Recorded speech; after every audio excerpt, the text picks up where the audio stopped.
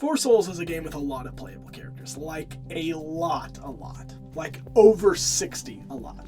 And today I'm going to be re-ranking all of them. Now that I have more Four Souls and editing experience, and a few more characters to talk about, I think now would be a great time to dive back in and talk about what I think of each character and how they measure up against each other. Alright, are we good? Let's go. The titular character of the game, Isaac, is okay. He's just alright. His item, the D6, allows you to re-roll dice rolls, which can be very impactful, or fail and do nothing. There's not a lot of strategy to this character. Re-rolling dice rolls consistently is an extremely versatile ability and has bounds of applications. Getting you another chance at hitting a monster, getting a different loot reward, or screwing up another player's perfect roll are all situations you might find Isaac useful. But the keyword here is might. Isaac's D6 is not guaranteed to aid you, it's dependent on luck. Isaac is one of the most simple and easy to understand characters in the game, and that suits him just fine. Throw in the ability for his D6 to recharge at the end of his turn, and you have yourself a character that is everything that the word average encompasses. If you have a new player at the table, stick them with this character, so instead of learning what their character does, they're learning how the game functions and flows. B tier. Maggie is also an extremely simple character, one that's a little less versatile but much more consistent. Using Maggie's Yum Heart allows you to completely prevent an instance of damage a player or monster would take. This means Maggie can tank an otherwise lethal hit from monsters, barter well with other characters, or block a winning hit another player is trying to make. Maggie's damage nullification is always a handy tool to have in your back pocket, and her item's end of turn recharge means you'll usually be able to keep it charged in the off turn to act as a shield of sorts. Magnalin's consistency in the fact that preventing damage, and by extension death, means she's going in A tier. The reason she's getting A and Isaac isn't is because her item has a guarantee to be effective unless it's cancelled. Not all items, like the D6, are guaranteed to work in your favor, but Yum Heart, for all intents and purposes, usually will. Kain is a character best utilized as a master manipulator and a champion of foresight. Using sleight of hand, they're allowed to look 5 cards deep into any deck and rearrange the cards they see to their liking. This means Kain can control the flow of a game very easily, making sure he gets the most valuable items, loot cards, and attacks the most worthwhile monster. Knowledge is power, and in addition to that, it can be bartered. If you want, you could use this item and allow other players to know what's waiting for them for a small fee. Kain's only downside is the lack of a more direct effect on gameplay, but that does not make him a weak character. In fact, Kain also has the liberty of always going first in every game he's in. Kain is a versatile deck manipulator who can stall souls, keep tabs on upcoming items and events, and take advantage of resources other players can't even see yet. For his expertise in mind games and control, Kain goes in A tier. Judas is much like Isaac, just a little more consistent. Instead of outright re-rolling an item, Book of Belial allows you to add or subtract 1 from a roll. Extremely handy. This means that in a lot of ways, Judas is just Isaac, but slightly better. There's a lot of debate surrounding Judas and Isaac, who's better and all that, but I'm a firm believer that Judas is just Isaac, but better. In Four Souls, a game of chance, the best thing you can do is guarantee something. And while making a dice roll either 50% or 33% more likely to happen isn't a guarantee, it's a lot better than a 1 in 6 chance. Judas excels with on-roll effect items and events because of his item, and the consistency makes it overall better than Isaac's D6. Add in his end-of-turn recharge, and you've got a pretty viable character. B tier. Blue Baby is a character that is in a bit of a weird place. In V1, a lot of people claimed he was underpowered, but I found him to be pretty solid, but now he's pretty much the most power-crept character in the game. Why this guy didn't get any changes going from V1 to V2 is beyond me. Blue Baby's main gimmick is that their Eternal item, Forever Alone, recharges every time he takes damage. That way, you'll be able to use the 3 weak abilities it has more frequently, and the abilities, like I said, they're just not good. Even in V1 they were underpowered, but in V2 they're just pathetic. Stealing 1 cent from a player is a complete joke, and while looking at the top card in the deck and cycling a loot card are not bad abilities, they're just not strong enough to tie this character together. If a character benefits from being put in danger, they need to have a worthwhile enough benefit to make profiting off that risk worth it, and Blue Baby does not have that. D tier. Eve community, we hear you. We love this character and know you do too. We see how much you like playing Eve and intend to reevaluate things. In all seriousness, I may have been a little too hard on Eve in my last ranking. I don't think Eve is that bad, or even bad at all. Her item, Curse, allows you to place cards from the discard back on top of their respective decks. You can use this for a lot of different things, from bringing back loot and items into play, re-triggering events, and going back to favorable rooms. Eve isn't as crazy of a deck controller as Kain is, but she can still be powerful in her own right. I think with the shift in how the game plays from V1 to V2, Eve got a lot better, and I failed to notice that. In addition to this, Eve also puts the top card of a deck into discard at the start of her turn. This is a little niche, but you can use it to banish cards, or if you like the card you see in discard, you can use your item to put it back on top of its deck. I think Eve requires some degree of experience and game sense to play effectively. She's better used by a more experienced player, as a new player might not know what cards to bring back and what to keep out of sight. I'm putting her in the B tier she rightfully deserves.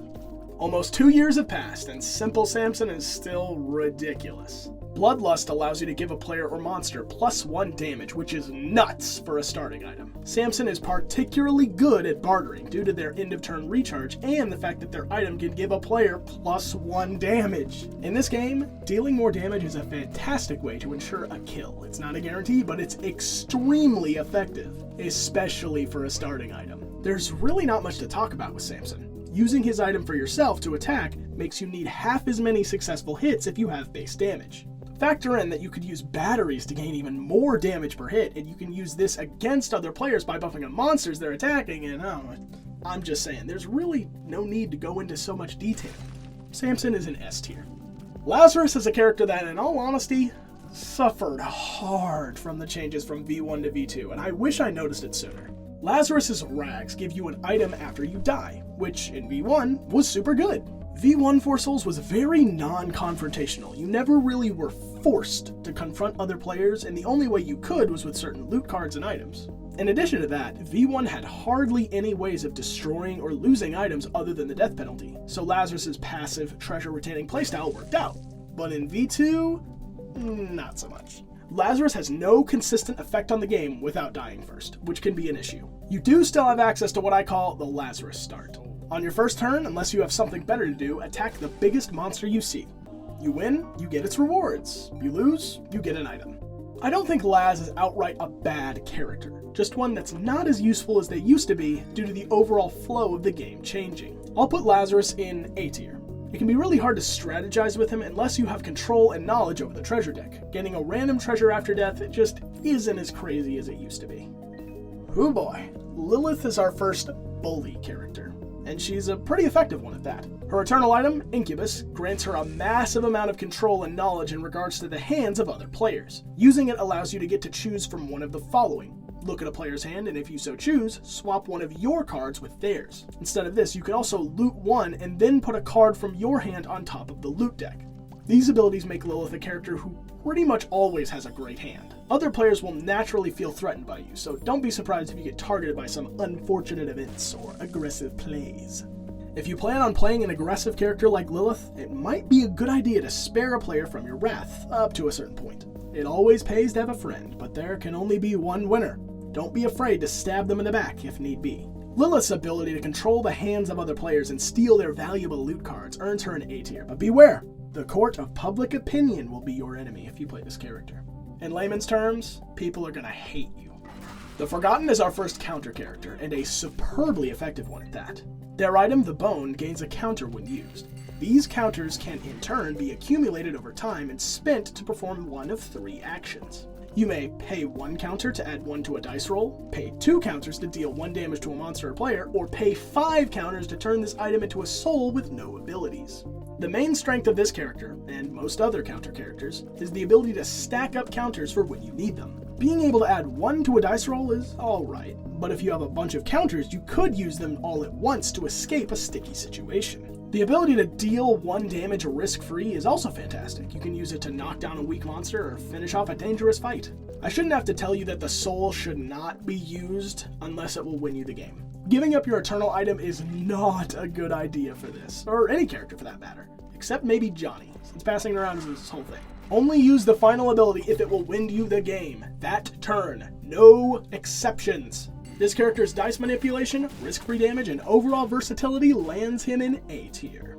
Eden is a completely random character that I kinda cannot rank at all. When you begin a game as Eden, you draw 3 cards from the treasure deck. You take one of these as your starting item. Typically, there are 2 kinds of Eden players. The players that realize they're inherently flawed and want to shake things up, and those who don't. The longer a player has been playing the game, the more likely to be the former. To be perfectly honest, it isn't super likely you'll get an item that's good to work with. You might, but you'll most likely get something that's just kind of okay for an Eternal, like the Book of Sin. Due to how variable and unpredictable this character is, I still just can't rank them.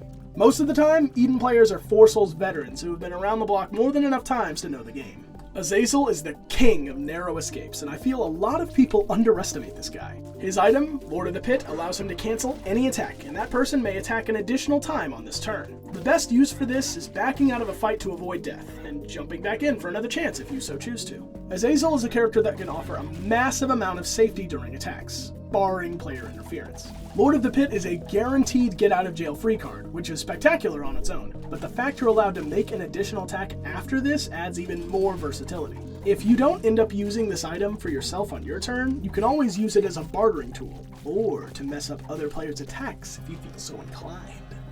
I'm putting Azazel in B tier.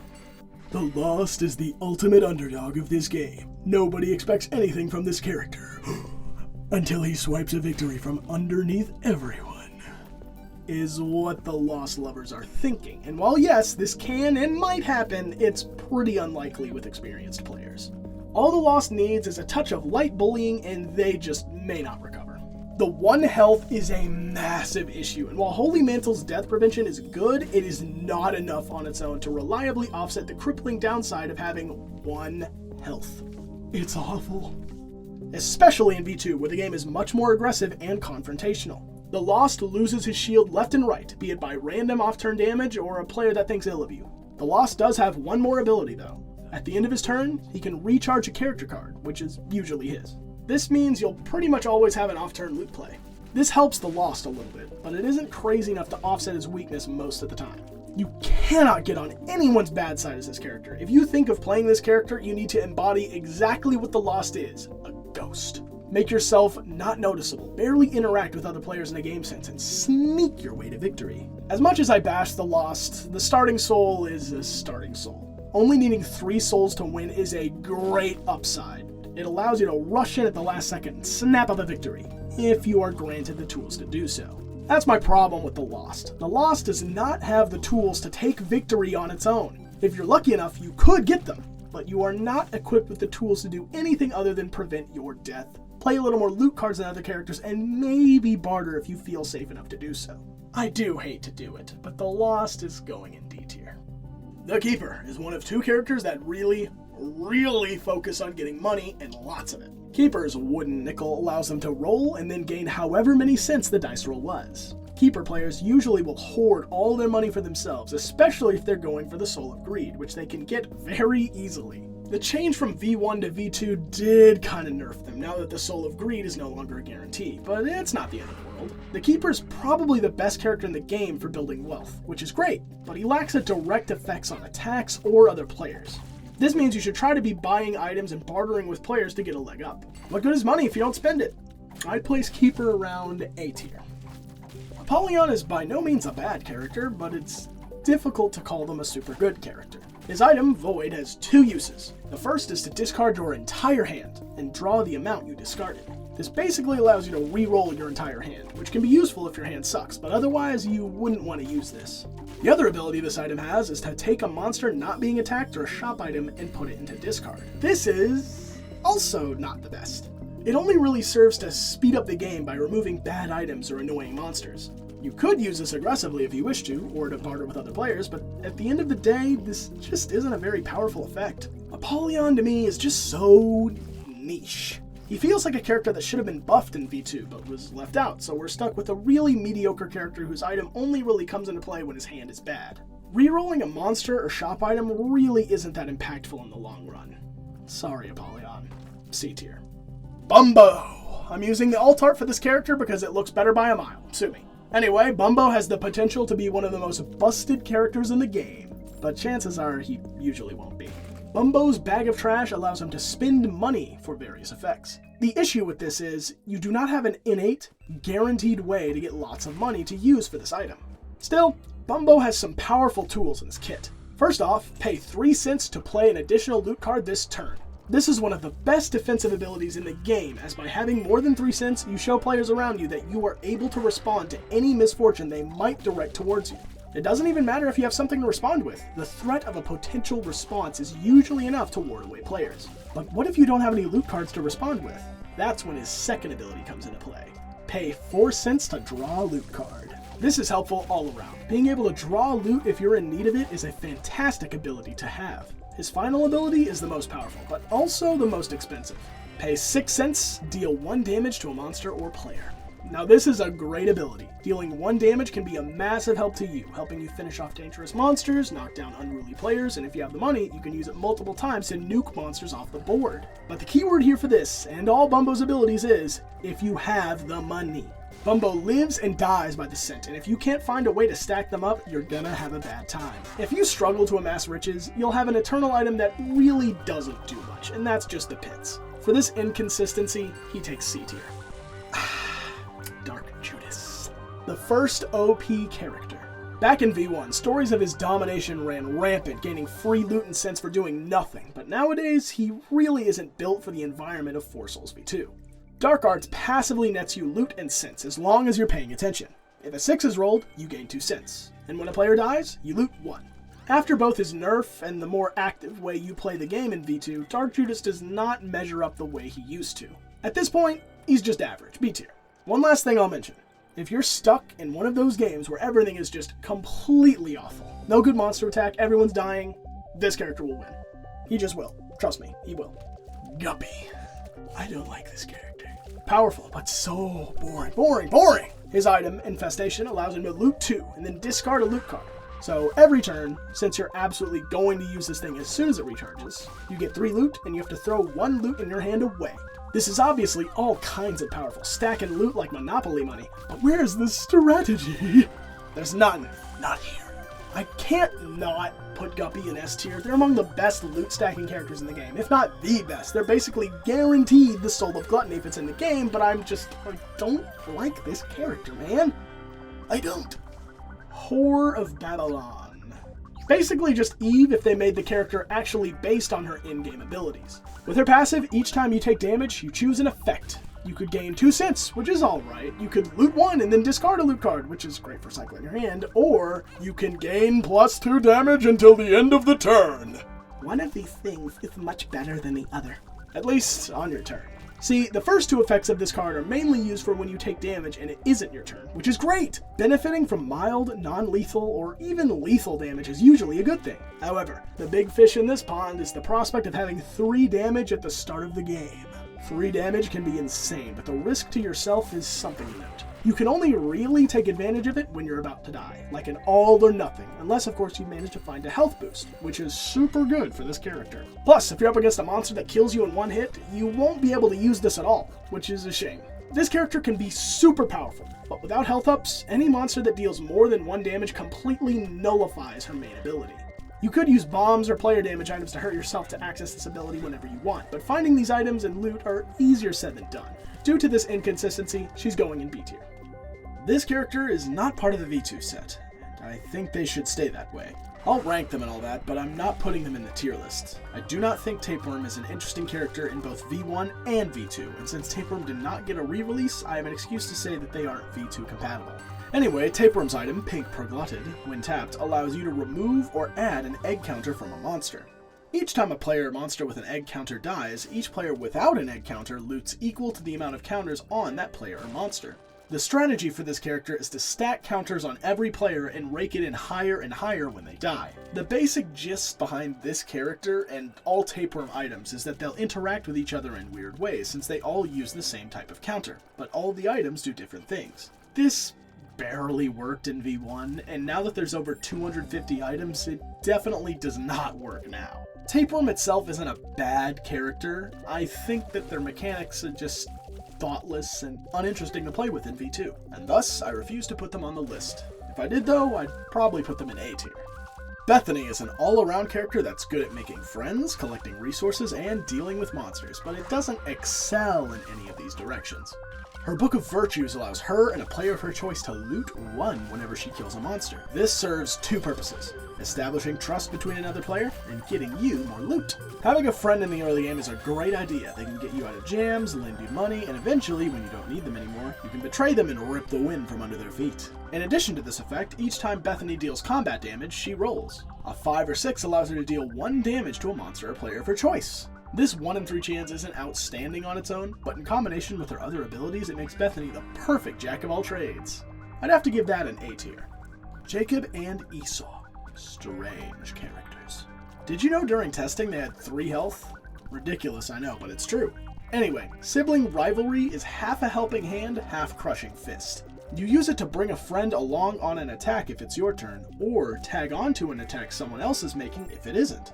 You and your friend both gain the rewards if you defeat the monster. For every attack the active player makes, the accompanying player makes an attack after. You can use this to get players killed, to help take down bigger threats, or even to help out a fellow player, but remember, only the active player gains the soul when a soul-having monster dies. Another player to draw fire and deal damage can be just what you need to kill a big boss.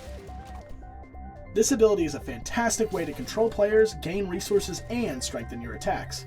Lots of versatility for such a simple, in concept, not writing, effect. I'm giving this pair an S tier, a strong contrast from their awful video game reputation. Try them sometime, you'll be surprised. Do you like that feeling of safety that comes from holding a few good save me items? Well, say goodbye to any of those feelings when this guy's in the game. I find it funny that this character's reputation is the complete opposite across the 2 Isaac multiplayer games. In Isaac Online, you're guaranteed to find at least one of these guys every game, allowing players to have a much wider selection of items to choose from. But in 4 Souls, this guy is the harbinger of rerolls and destroyer of good items. His item, the spin down dice, allows him to reroll an item into a shop item of the player who controlled that item's choice. If you use it on one of your items, you choose what it becomes. If you use it on someone else's, they choose what it becomes. Now there is, of course, the obvious strategy. Reroll everyone's good items so you can ruin the fight for everyone. But have you perhaps considered using the item for yourself? Reroll your puny trinkets into more powerful items? Barter with other players by offering to reroll their items for money? Reroll problem items like the haunts? I'm just saying, you don't have to be a giant asshole to play this character. Unless you're in the late game, then you can go ham. Oh, and I forgot to mention, when your turn ends, you roll, and on a roll of 4 through 6, you'll recharge this, meaning you get to use it even more. Yeah, this character is going in S tier. He's super strong at player control and bartering, and that 50% chance of an end-of-turn recharge makes him that much better. The Dauntless is pretty much the only 1 health character that won't be going in lower tiers, and that's because she's only a low health character sometimes. Let me explain. Her health does save 1, but her eternal item, Hypercoagulation, allows you to gain loads of health passively. At the start of your turn, this item gains a counter, and for each counter you have, it gains 1 health. This is great. You'll slowly stack your health higher and higher, but there is a catch. At the end of your turn, if this item has 3 counters or more, all of its counters are removed and you loot 3. This means after you get up to about 4 health, your healthy status disappears for the off turn before you go back to having 2 health once your turn starts again. This loot 3 is a huge benefit. A burst of 3 loot is much better than people give it credit for. Is it enough to offset the low health status you'll have? No, probably not. This is why a smart Dauntless player will always have some kind of safety item or response ready for this vulnerable state. A Butterbean, a Blackheart, whatever works, a good Dauntless should always have something to defend themselves with, because when you have 1 health for 1 turn, and are one of the most tanky characters at the table during every other turn, the table might want to kill you while they can spend the least amount of effort and resources to do so.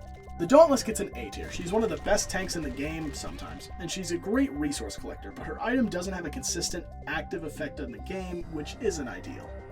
The Hoarder is a character that I really wish was consistently good, but he isn't. His Bag of Crafting allows him to discard a loot card to put a counter on itself. With 4 counters, you can trade them in to gain a treasure.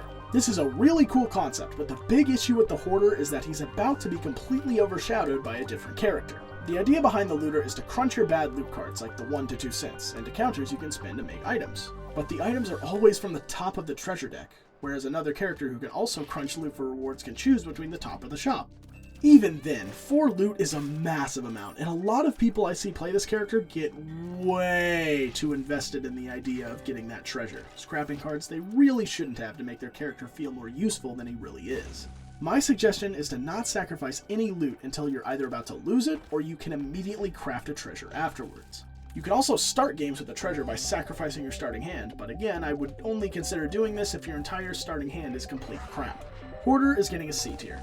Now here is a favorite of mine. The Deceiver is one of the best loot-centered characters in the game. Their Ceremonial Blade allows him to play an additional loot card this turn untapped, allowing the Deceiver a total of 2 off-turn loot plays, if he needs them. In addition to this, at the end of his turn, he loots 1, and then discards a loot card. This basically offers him a chance of trading one of his loot cards for a better one, as you can still throw away the loot card you gained for this ability. Lastly, each time you kill a monster, you'll loot 1. This allows the Deceiver to keep a consistently good hand and gain loot he can use. All of these abilities combine to create one of the most responsive characters in the game, and like I said earlier, one of my personal favorites. Deceiver earns himself an S tier. Remember when I said the Hoarder was outclassed by another character? This is that character. The Soiled is, in almost every way, the Hoarder but miles better. IBS allows the Soiled to discard loot cards for various effects. The first of these effects I'll discuss is the one that makes the Hoarder irrelevant, destroying a loot to gain 3 cents. Let's do some math here. If a treasure costs 10 cents, that means 4 loot need to be discarded to buy a treasure. The Hoarder has the advantage of not being limited by the 1 purchase on your turn rule, but that really doesn't matter that much when you need to discard 4 entire loot to gain said treasure. The second effect that makes this character great is discarding loot to cancel your attack on a monster. This is a quick and easy get out of jail free card. Losing a loot card is much better than dying. So right now, we have a character that can consistently gain value from poor loot cards by using them to generate money, and get out of failed attacks. What else can he do? His final ability allows him to discard 2 loot cards to cancel the tap or paid effect of an item or loot being played. Basically, a butterbean.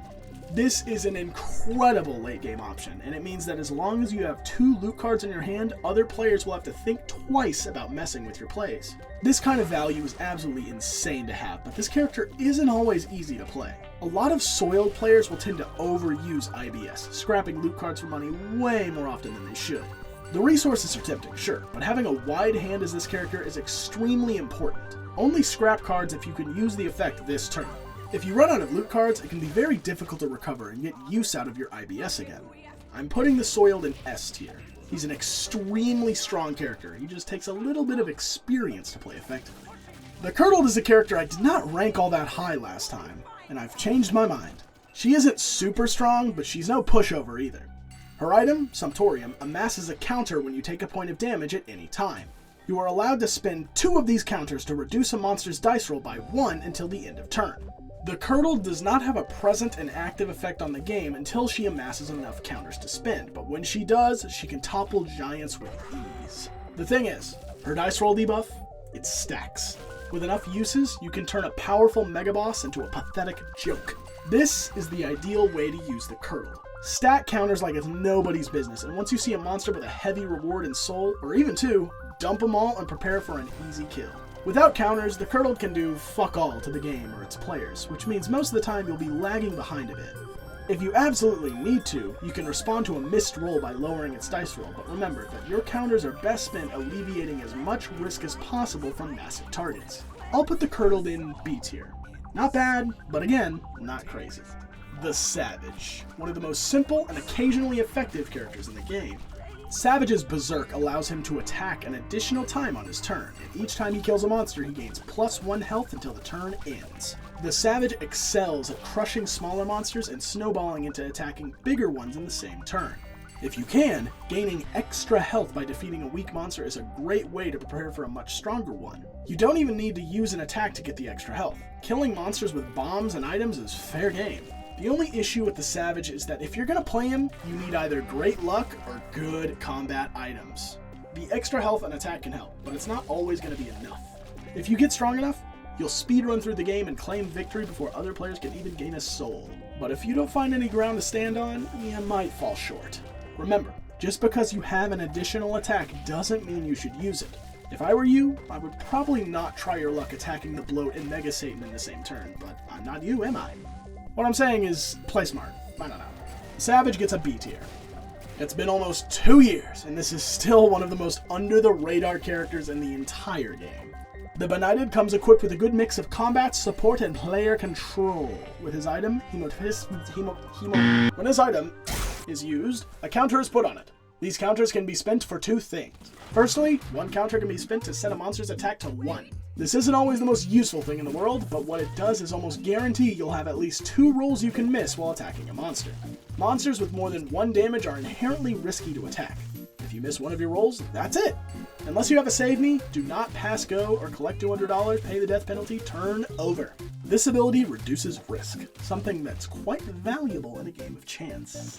His second ability is much more useful. Spend 2 counters to deal 1 damage to up to 2 monsters or players. You can use this to finish off a monster, while in the same breath threatening a player or killing a weaker monster. You could use this twice and kill 2 players at the board, maybe earning yourself a Soul of Wrath in the process. The versatility of dealing damage to not 1 but 2 targets is incredible. Nobody realized that Benighted is an excellent player controller, probably because they forgot he exists. Oops. Anyway, S tier. Oh, my personal favorite. Not in the video game, though. He sucks in there. I don't like him. Anyway, the Enigma is a particularly interesting character, in that his character card is double-sided. On one side, a normal stat line of 2/1. On the other, a risky stat line of 1/2. Interesting. His item, Flip, makes this double-sided conundrum make more sense. Each time you die after playing penalties, your character flips recharges, allowing you to play an off-turn loot card right after death. And the part people don't like, your hand is discarded and you gain 3 loot cards. A lot of people do not like that last bit, that whole throw away your hand and draw 3 type of thing. I get it. Not being able to have a consistent hand can bite, but what if it didn't? Think about it.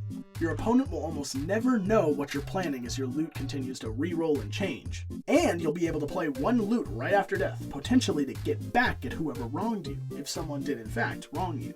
Your ever-changing stats can also come to your aid. Having 2 damage from the start, like after you die, is super strong. The 1 health does make it risky, but sometimes you gotta risk it all for some quick gains. Even better, your ability to gain a new set of loot cards to play might deter your opponents from picking you off while you're in your low health state. As the Enigma, you are an Enigma, an unpredictable back-and-forth character designed to keep your opponents guessing. He's not the strongest character, or the one who'll win the most games, or the one who'll run your opponents into the ground. He's a character that at any given point is impossible to figure out. Only play this character if you are equipped to adapt to his constantly changing strategies. A tier. The Capri Sun, the Capricious, another adaptive character. Firstly, they have an alternative character tap. With it, you can either play an additional loot card this turn, or put a shop item into discard. You can use this to play keep away and make sure other players don't get powerful items, but its main use will come into focus in a second. Their item, Glitch, allows you to select a shop item at the start of your turn. Glitch gains the abilities of that item until the end of turn. Once your turn ends, you repeat this action, choosing another item, which doesn't have to be a different item, for Glitch to copy, and Glitch recharges, allowing an additional use of tap items if one was used during your turn. It goes without saying, as versatile as Glitch is, its usefulness is entirely dependent on what items are in the shop, which is why you have the option to discard shop items with your tap to find new ones. With Glitch, you're always set up to have the effects of the most useful shop item at the table, which is good. But if someone buys the shop item you're copying, it means you won't be able to copy it anymore after Glitch's effect ends. Which is why you should buy them yourself. Don't let other players steal away your awesome effects. Buy them and keep them for yourself. Capricious is, like I said, a versatile but inconsistent character. You won't always have super useful items to copy, making its effects very game dependent. If you get stuck with a shop full of garbage, which is more likely than you think, you'll either have to waste a character tap just to refresh one, or deal with the fact your eternal item is now somewhat useless. For that, you'll get a C tier. Oh, dear God. Here's a character that nobody's excited to see. The Baleful will disappoint Isaac players who think they're an Isaac god by playing him by making them a piss-weak, irritating, insufferable ass. The only players who actively enjoy playing this character are well aware of his effects and are not playing him to win, but to make people mad. The Baleful is another 1/1 stat character, which, as I have mentioned, makes him extremely susceptible to dying to anything and everything, but unlike the Lost, you won't ever want to kill this guy due to his item, Soulbind. I'll make it simple. When he dies, he's taking someone with him, no exceptions. As much as everyone hates this character, he is the only 4 Souls character who is essentially immune to player control. Sure, you could take his items, make him discard loot, whatever, but now, Suicide Baby is angry, and the next paper cut he gets will sting you a lot worse than it will him. Why is this, you ask? Whenever the Baleful dies, he doesn't discard loot or sense when paying the death penalty.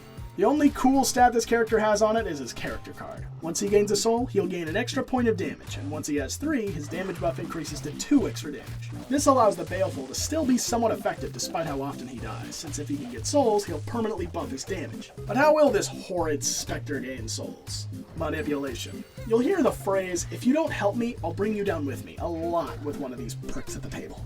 What's worse, he isn't bluffing. He doesn't need to. You can't stay on a Baleful's good side, and you can't get ahead of them without them begging for a handout while holding a knife to you. Despite all this bullshit, Baleful sucks. In my many hours of 4 Souls, I have never seen a Baleful win.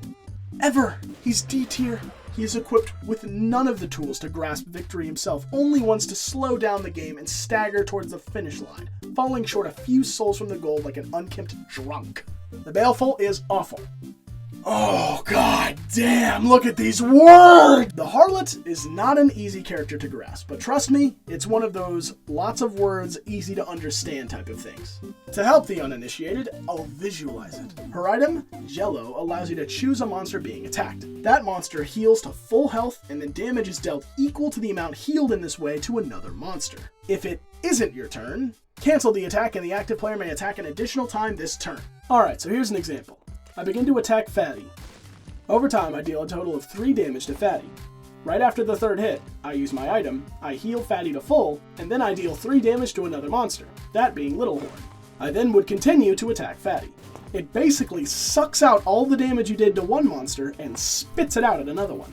With the Harlot, you need to look for a monster with a good deal of health and a low dice roll. Then, at the same time, you need to look for a dangerous monster, one with a great big reward, but one you don't want to risk your head attacking. You can then obliterate them with much less risk by using the combo I previously explained. There are other uses to her item, of course. She can pretty effectively kill 2 monsters in one turn if the situation arises, but that's just the problem. Sometimes the situation does not arise.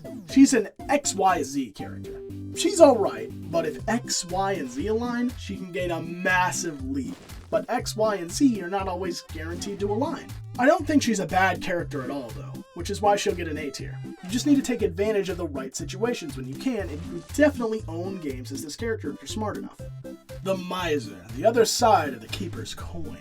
Unlike Keeper, Miser players tend to be much more player interaction based and deal happy. Since they can buy shop items for less, why wouldn't they? Their item, Keeper's Bargain, allows them to offer other players a cent. For every player that takes one, the Keeper himself gains 1 cent plus 1. That's 1 cent guaranteed, plus 1 cent for every other player who gained a cent. In addition to this, shop items, these ones, cost 3 cents less, allowing them to swipe shop items away for only 7 cents. What a deal! The issue that this character has is that they have no physical effect on the game itself outside enriching himself and others. Lots of players won't even take your measly penny, knowing you'll be getting one too. At least you're guaranteed the 1 penny though, so I guess it's not all that bad. With this in mind, I really can't justify putting the Miser any higher than a C tier. He just doesn't come equipped with enough on his own to win games. Most good Miser players win because they themselves are good players, and they know how to manipulate players mentally instead of in the confines of the game. Free money is a good way to make buddies, but unless you know how to puppet your unconventional allies undetected, you'll have a difficult time with this character. Hey! Hope you liked the video so far. This is that stupid segment where I remind you to like and subscribe to my channel. And fun fact, if you do, I won't have to make these stupid little segments no more. So go ahead, leave a like and subscribe. And have a great day. Well, here's an undisputed S tier. The Empty is an amazing character that can slowly stack their damage higher and higher over the course of the game with their item Abyss. Abyss allows you to destroy an item you control and put a counter on this.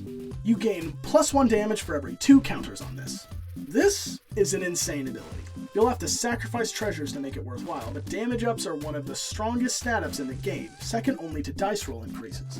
With just 2 items, trinkets included, you'll be permabuffed into a bastion of strength for the rest of the game.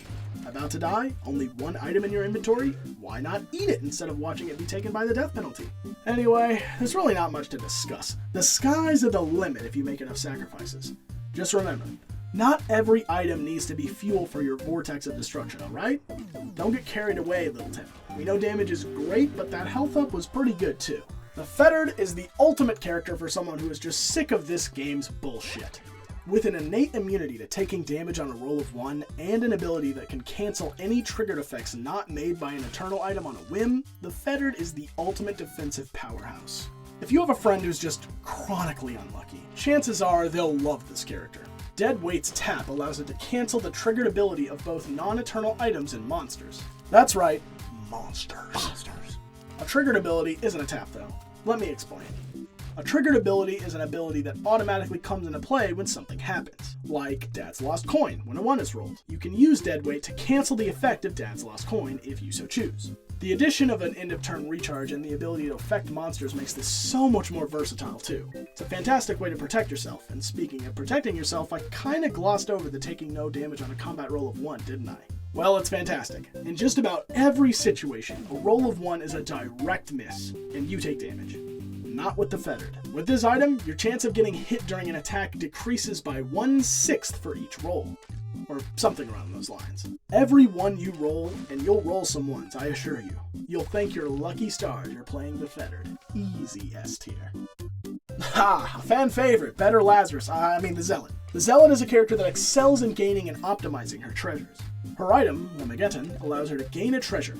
The next time your turn ends, though, you'll have to destroy an item you control. Notice that wording, an item you control, not the treasure you summoned. This means you can constantly optimize your treasures, discard the weaker ones, and hold on to the stronger ones. Since trinkets count as items, if you want, you can destroy them too. There really isn't much to talk about here. Zealot is just an all-around fantastic character.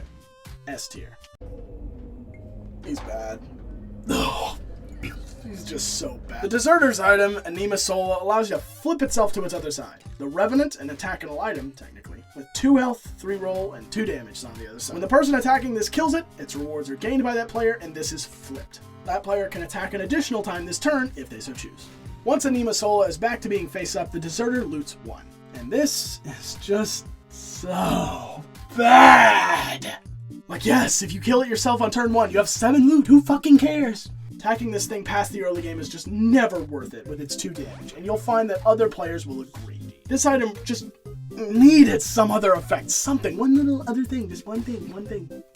Maybe they could give it some kind of slowly stacking benefit or buff each time it died, but no, it's just ass, and it makes me sad that such a cool concept of a character that was botched this hard.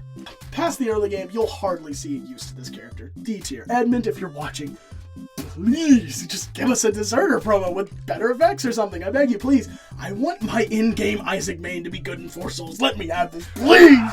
Cutting the bullshit, F tier. I think this is the worst character in the game in almost every fucking way. His item is so garbage and boring, it almost matches how garbage and boring his inclusion is. I'm sorry. 4 Souls fans, what were you thinking? You did this. You voted him in. All the cool characters we could have made playable. Bob, Edith, Mom, Bumbo. You choose this? This.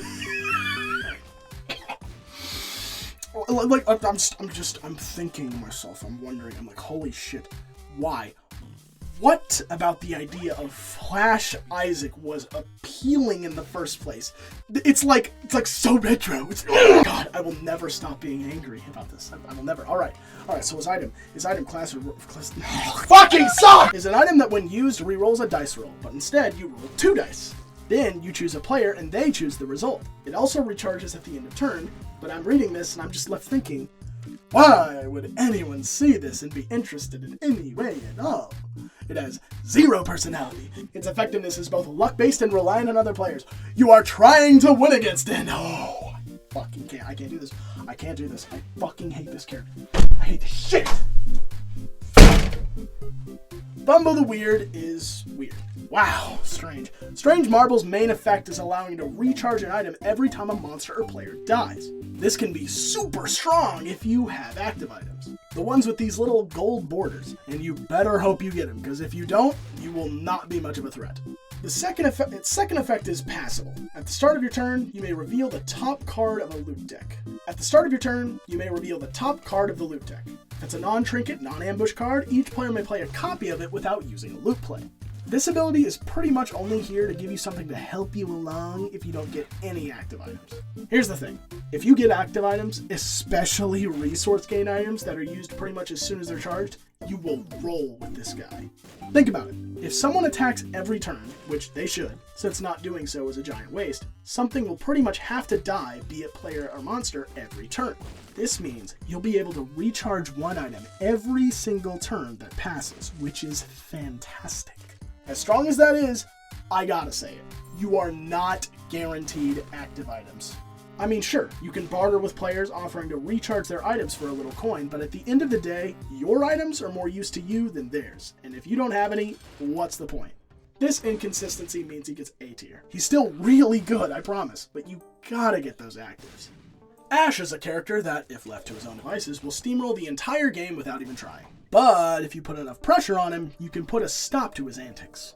First off, for Ash's first 6 deaths, instead of paying penalties, Ball of Tumors levels down. Ash's whole gimmick is these kinds of lives he has. His item starts with 6, and the more you have, the stronger you are.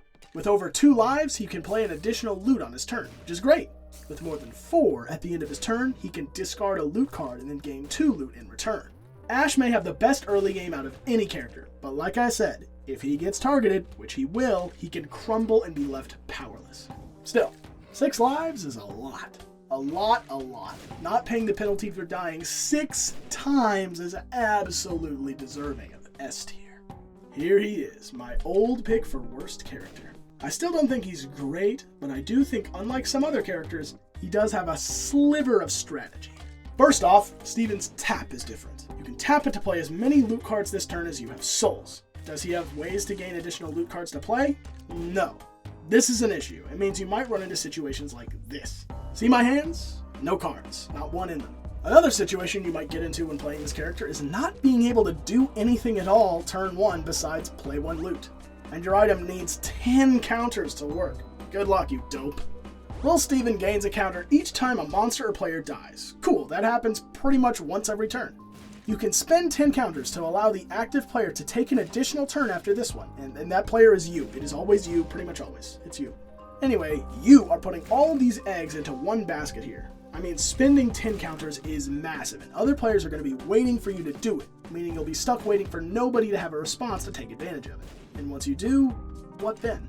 You get an extra turn, but you're not empowered or safe during it. You don't have any innate way to gain resources or prepare for this turn. All you have is your items recharging, getting loot, and being able to buy a new item and attack again, which is probably the best part of this bonus turn. When I say it out loud, it really sounds like Steven is just an endlessly complicated and infinitely worse version of the Savage. I really just can't rank Steven higher than a D tier. He is entirely reliant on the game flowing his way and allowing him to luck out, so maybe he can use his extra turn to his advantage, but I somehow don't think that's likely. The reason he isn't an F tier anymore because I believe Steven has potential. Unlike some of the other duds you'll see down there, Steven can strategize. I hope you're happy, Steven fans. He is not the worst.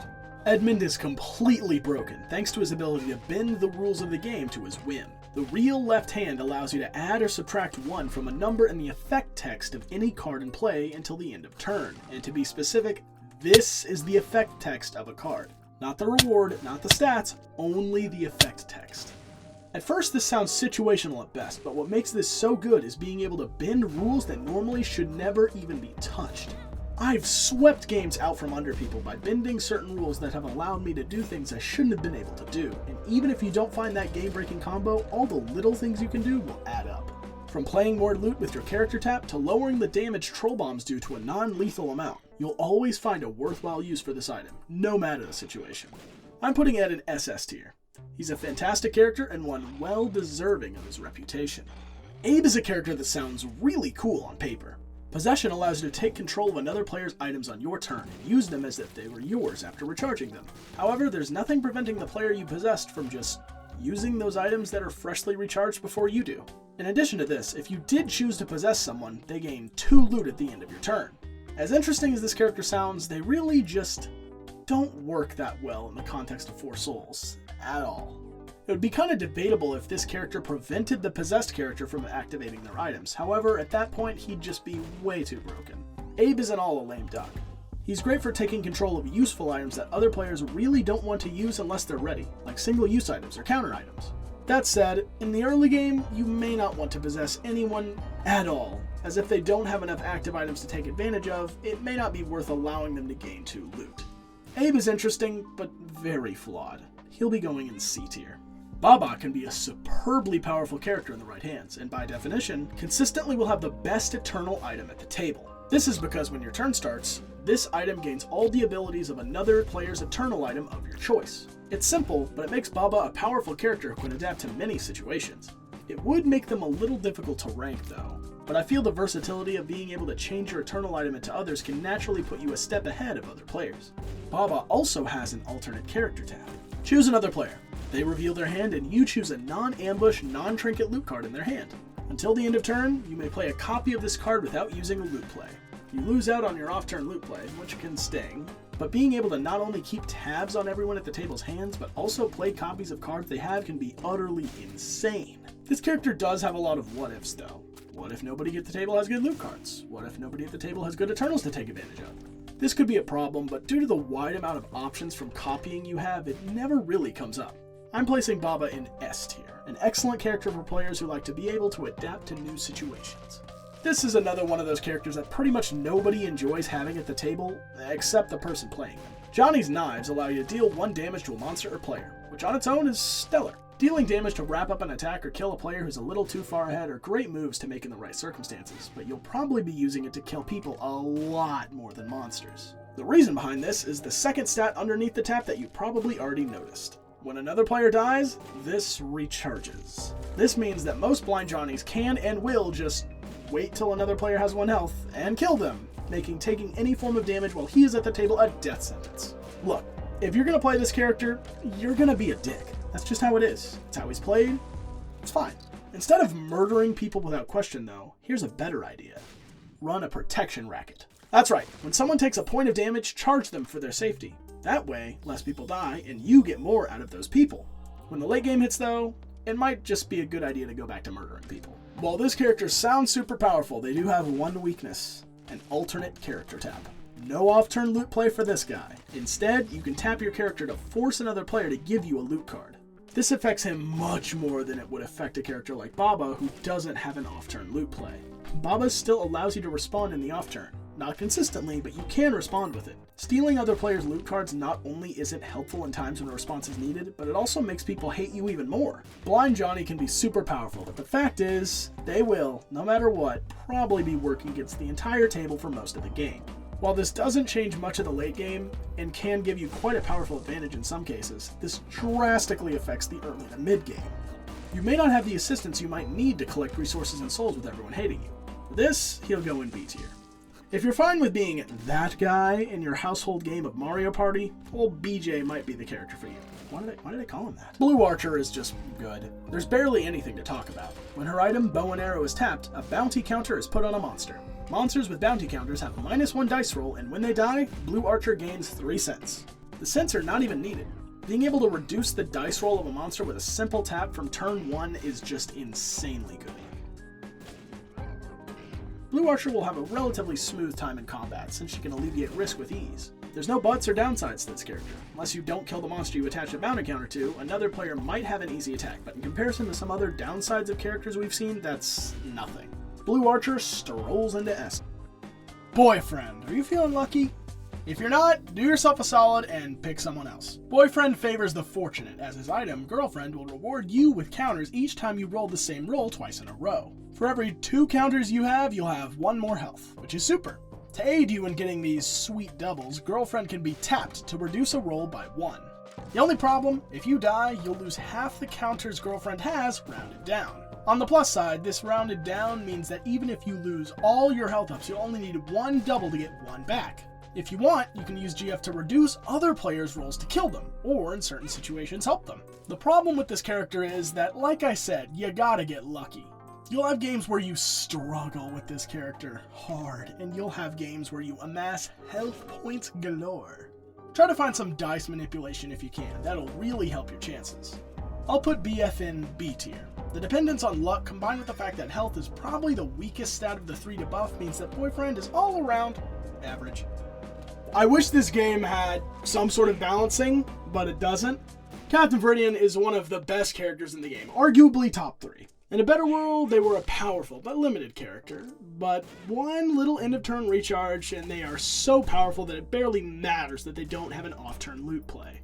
Captain Viridian does not have an off-turn loot play. Instead, he can tap his character card to recharge an Eternal item, which in 99% of cases will be his item, Gravity. Gravity is almost undoubtedly the best dice manipulation item in the game.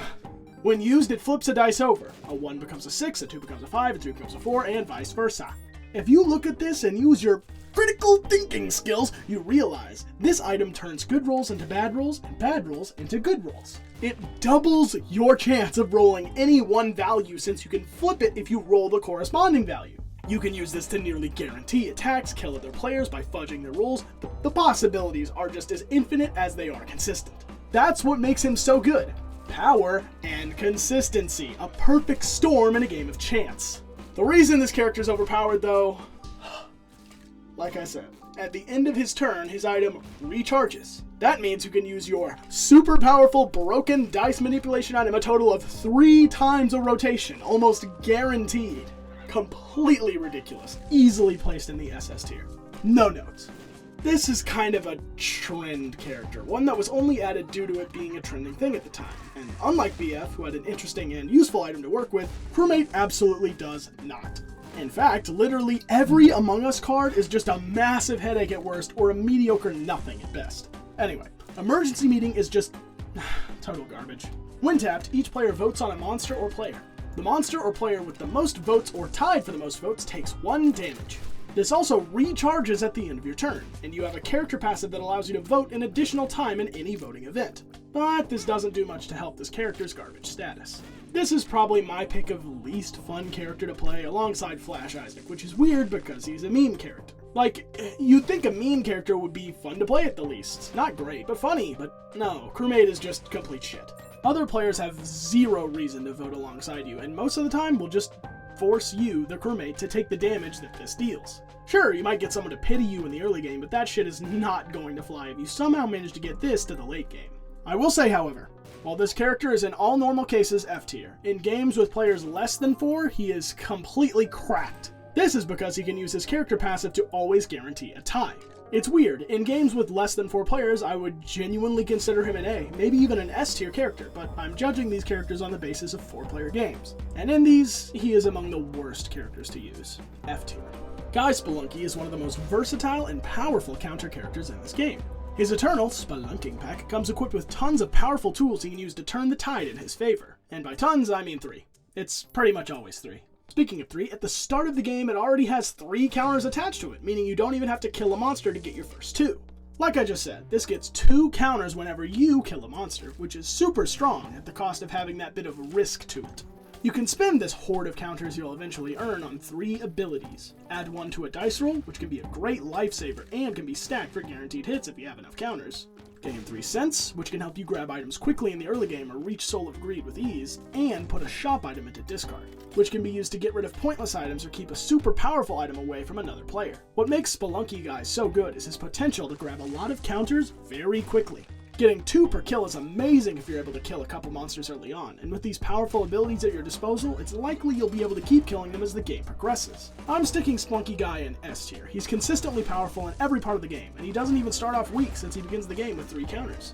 Johnny is a true meme character. I mean, he's literally Johnny from the room. How could he not be? And unlike Among Us, he can actually be fun to play as instead of a painful bore.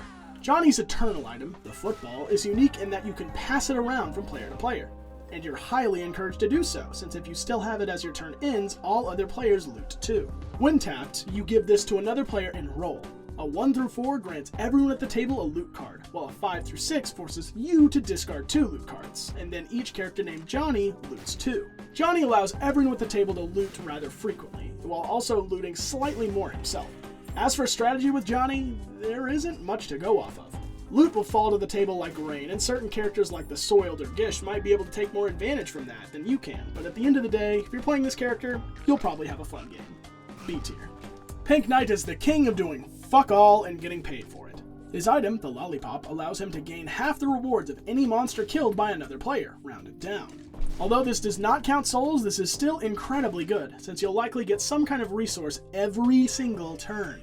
It's not inaccurate to say Pink Knight is the most consistent resource collector in the game, at least in terms of how frequently he gets things. The downside of this character, though, is that whenever you kill a monster, you must give a copy of the reward to another player. While this can help you build and maintain an alliance in the early to mid-game, it does not help you in the late game, when it becomes every man for himself. As great as it sounds getting paid for doing nothing, Pink Knight has almost no innate effect on the game outside of resource collection, and giving handouts when he kills something. Of course, you'll likely get an item quickly with how consistently you'll collect resources, but the half-rounded down part of his item makes it so that you'll mostly be picking up smidgens of sense and loot at a time. Since it's rounded down, a reward of 1 of a resource will get you nothing, meaning you won't be getting that free treasure unless someone kills a monster with a reward of 2. Try to use your handouts to your advantage, forming alliances with players who might be able to help you in a time of need. Pink Knight belongs in A tier. Like I said, you need to look for an item that can give you a leg up pretty quickly, or else you won't be able to spend your riches very effectively. The simplest character in the game, Psycho Goreman has 2 health and 2 attack, and thanks to his item, he has 1 bonus health when it isn't his turn. That's it. I mean, 2 damage alone is nuts, but in addition to that, Psycho Goreman is nearly immune to off-turn meddling, unless something does 3 damage, which is a tall order. There's not really much to discuss here in terms of strategies or playstyles. Psycho Goreman does lots of damage, and it's difficult to kill him when it isn't his turn. S tier. Quote is a character I massively overestimated in terms of power level last time. After playing some more games with them, I figured out that they are not all they're cracked up to be. First off, alternate character tap. Quote cannot play a loot in the off turn and is limited to only 1 loot play around without any way to play more. Not good. Their character tap allows them to flip and recharge their Eternal item. Their Eternal item has 2 sides, but starts on Polar Star. You may tap Polar Star to either put a counter on it or remove any amount of counters from it and add a point of damage to your next attack roll for each counter removed. The key word is next attack roll. You cannot use this after landing a successful attack to increase your damage. You have to take a huge risk to use this. Not ideal. The other side, however, Booster, does not force you to take such a risk. You can tap it to, like Polar Star, add a counter, or use it to remove any amount of counters on it to add 1 to a roll for each counter removed. This is a lot better since it has less risk, but if you can find a way to guarantee a hit, you can still use Polar Star to totally nuke big monsters, which is always fun. As you may have noticed, Quote has some problems. Relies on counters, so they'll be less effective in the early game. Their item is very risky to use without setup, only 1 loot play per round, and none of the off turn. It's just hard for me to justify putting this character any higher than C tier. Salad Fingers is a bit strange. His main playstyle involves stealing cards from other players, yet he's usually not hated by other players or by the community at large. Why is this? Well, his item, Rusty Spoons, allows all players to gain loot when Salad Fingers' turn starts. This means both you and other players will have more loot than normal just because a Salad Fingers is in the game. His item can also be tapped, allowing Salad to choose a player who puts a random loot card from their hand underneath this. This as in the item, Rusty Spoons. Until the turn ends, Salad can play this loot card without using a loot play. In addition to this item recharges at the end of the controller's turn, allowing it to be used at most twice a rotation. Salad Fingers is a character that can get away with a lot, mostly due to enriching other players passively, but he's also a character that has the potential to respond much more often than other characters, albeit the responses you may have may not be all that consistent. With the help of his item, Salad can play up to 4 loot cards a rotation, which is the most we've seen from any character so far, which is great! The issue is, half of those loot cards will be random cards from other players' hands. I would suggest not stealing too many cards from one specific player as well. The fact his presence makes others richer will usually be enough to dissuade anyone from actually taking their misfortune out on you, unless of course you bully one specific player. My advice, until the late game, try and steal cards from players evenly. Treat it as a salad tax, payment for your existence, something like that. I'll put this character in A tier. He can play lots of loot cards and get on people's good side with ease, but during the late game, giving everyone resources that could potentially hurt you isn't always the best thing to do. It's amazing that a character this popular is this god-awful. Focus is just not at all worth what you need to put in for it until it's too late. The basic idea is that with every soul you gain, the item gains new abilities. The issue is, you start with none of these abilities, and the abilities you get are not really all that superb. When you gain your first soul, this item grants you +1 damage for your first attack roll each turn, a trinket-esque effect of little worth. On its next level, the first time you would tap your character card each round, you recharge it. This allows you to play 2 off-turn loot plays each round, which is alright, but keep in mind at 2 souls, all this character has is +1 damage on its first roll each turn and another loot play. The final level actually is kind of good, but again, final level. It prevents the first instance of damage you would take each turn, which like I said, is kind of good. But you're not using your Eternal to help you get the souls you need for this to happen. It's a case of too little too late. A character that gains power with every soul he gets sounds cool. The issue with the Knight is that none of the rewards for leveling up are strong enough to justify needing to earn a soul for them. Even if he started with all these abilities, he'd probably be a slightly better Magdalene. I don't have enough ways to say it, but this character is just bad. Starting with nothing and getting a little bit of pittance for every potential soul you get just does not work. If the Knight's first soul granted a better reward, I could honestly see him being a B or A tier character, but since it sucks, he isn't. F tier. The Silent is a character I didn't quite get right when I first ranked them. I failed to realize how many opportunities for attacking more than one time a turn there are in V2. The Silence item, Ring of the Snake, takes full advantage of this by recharging your character card and letting you loot 1 each time you declare an attack. In my previous analysis, I said that this was just a worse version of the Deceiver, which is not true at all. Keep in mind, the first loot you play on your turn does not have to be the inherent one loot you may play during your turn. You may instead tap your character and keep this one loot play unused, so you can play another loot if you need it without giving up your character tap. Very useful. Getting a free loot card and the ability to play it after declaring an attack isn't something to be relied on, but it can come in handy more often than not. One of the reasons I'll be ranking the Silent much higher than I did before is because of the many ways you can attack multiple times in one turn. Lots of monsters and treasures grant the ability to attack multiple monsters in one turn, and taking advantage of these can end up being quite prosperous for you. I'll put this character in A tier. If you're smart, you'll be able to keep a steady hand of loot cards and respond more often than the average character.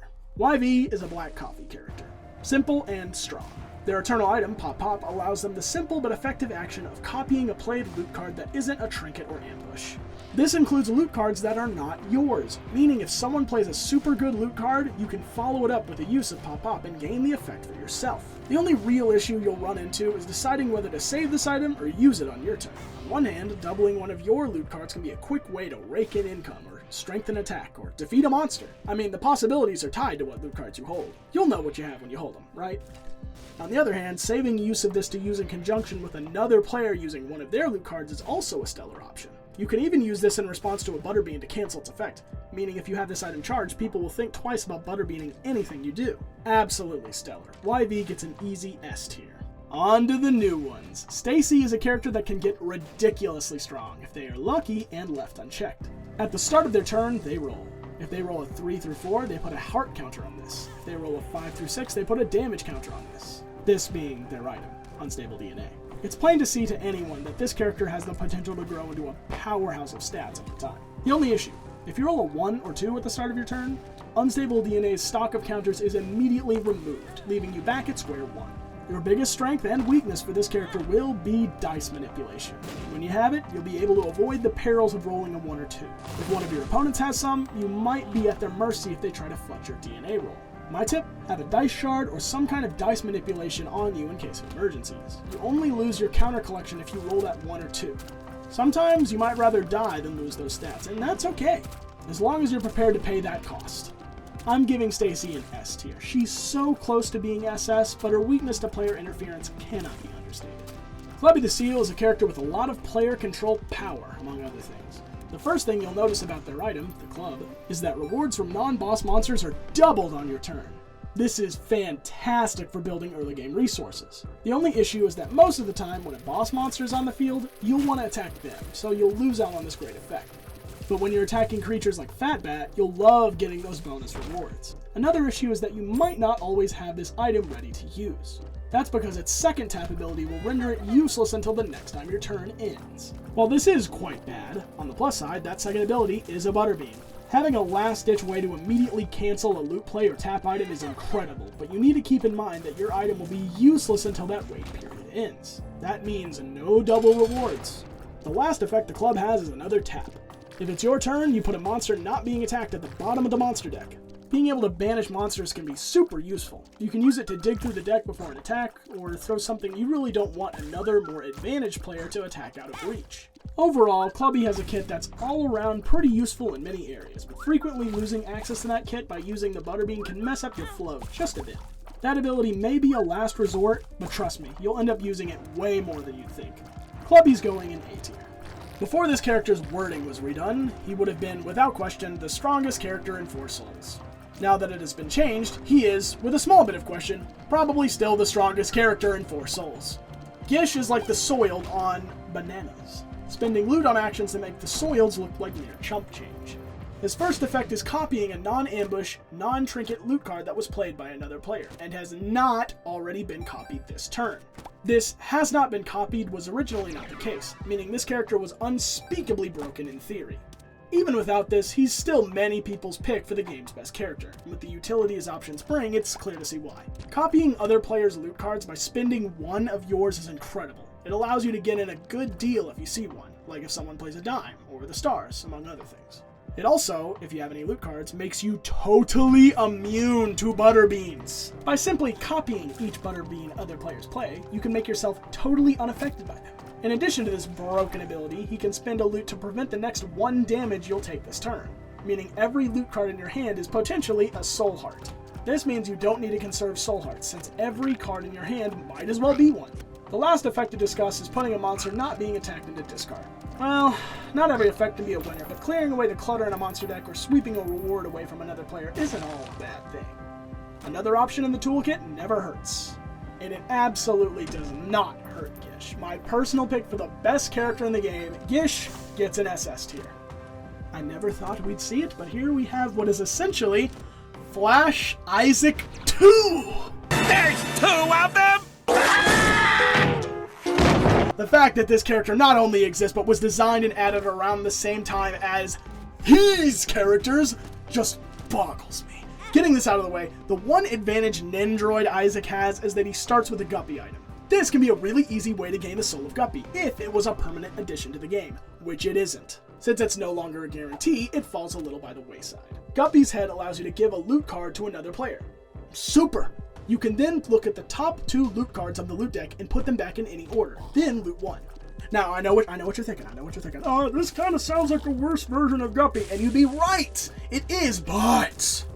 hang on here, I've got one more thing. Every time someone rolls a 4, this recharges. Now that, I'm sure that has sold you. I'm sure that has... We're fine. We're fine. You could argue that you might get more uses out of this than you would of Guppy's item, but to that I say, you're benefiting other players each time you use this. This character somehow manages to be boring, complicated, weak, and a shill for a physical product. This has led me to nicknaming this character Slop Isaac. I don't understand why they keep making these tie-in characters so ass! Like, shouldn't I want to buy the product? But no, it's all F tiers and alt hearts. That's it, that's all you get, yeah. So yeah, when you're an overcomplicated, worse version of another character, there's nowhere else to go. F tier, F tier, F tier. Bye. Level 1 Isaac. I talked about this guy pretty recently, so it's no surprise my thoughts haven't really changed. Level 1 Isaac is the only character in the game that starts with 3 health. Nice. His extra 2 card starting hand is a nice bonus, but other than that, there really isn't much to discuss in terms of strategy with this extra point of health and larger starting hand. More health allows you to survive bigger hits, take more resources to take down during the off turn, and so on. And a bigger starting hand can allow you more options during a game's opening, but beyond these meager tips, I don't have any advice for you. Level 1 Isaac earns a C tier. The lack of any strategy or power with this character just kind of brings him down. Florian can start off the game with a big head start, if you're lucky enough to find a good target. Game Squid allows you to buff up a monster, and if you defeat it, you'll get a health boost. How it works specifically is this. When you declare an attack on a monster, you may increase its health and damage by 1. If you do, and that monster dies, you can put a heart counter on any one of your items. You can even put one of these counters on your eternal item, so you'll never lose it. You can only put 1 counter per item though. No double dipping. That's not all this item can do, however. You can also extend a hand to a pal to ask them to join you in an attack for a better chance of victory. They're not forced to do this, however. They can decide to decline your offer, but for their time and effort, they could receive a copy of the reward and a heart counter that they too can stick on one of their items. Florian is almost guaranteed a permanent health up at some point in the game, and other characters are likely to get one as well. That can be a bit of an issue, though. Giving other players a near permanent health up may not always be what you want to do. Luckily, health isn't at all as huge as a buff as damage or dice rolls, so it's not the worst thing in the world. I'll be placing Florian in A tier. The thing is, for better and for worse, health ups are not all that strong. While yes, you'll get more chances to hit most monsters and become less likely to die from non-combat damage, you won't be able to take advantage of all those health ups without more items to stack them on. Plus, sometimes you just won't find a monster you can take advantage of this with, which can be a bummer. You have to take a big risk to make this character work, but if you do, you'll be rewarded quite decently. Bumbo the Stout is our final character, and one I grossly underestimated when I first saw him. His item, Bag of Holes, allows you to play an additional loot card this turn when tapped, which is quite nice, but also allows you to loot +1 whenever you would loot normally, including when you loot at the start of your turn. See, this sounds great, but it does have a major downside. You throw away all of your loot when your turn starts, including your starting hand. Yikes! This sounds like it would ruin the character, but honestly, it's not that bad at all. It creates a character kind of like the Enigma, someone who needs to go with the flow and resource manage with their loot a little more. That said, any items that you find that allow you to play more loot or loot even more are going to be your best friend. Bumbo the Stout isn't the strongest character around, but he's one with a fun, unique playstyle that makes for an alternative 4 Souls experience. To my surprise, he earns himself a B tier. Okay, now Ridiculon isn't out yet. They're not out yet. I know they're coming. I know the second I release this, they'll be leaked or teased. It's okay. I'm used to it. I can't rank them. Oh well, they're going to go in D tier. Who cares? And that's it. That's all 4 Souls characters up to February 2025. Ranked and explained. Feels good to go back and make a better video than I did before, and I hope you all agree. I don't have much to say to cap off this video other than I really enjoyed making this, and I hope you enjoyed watching it. I've been Raider Weish. Take care.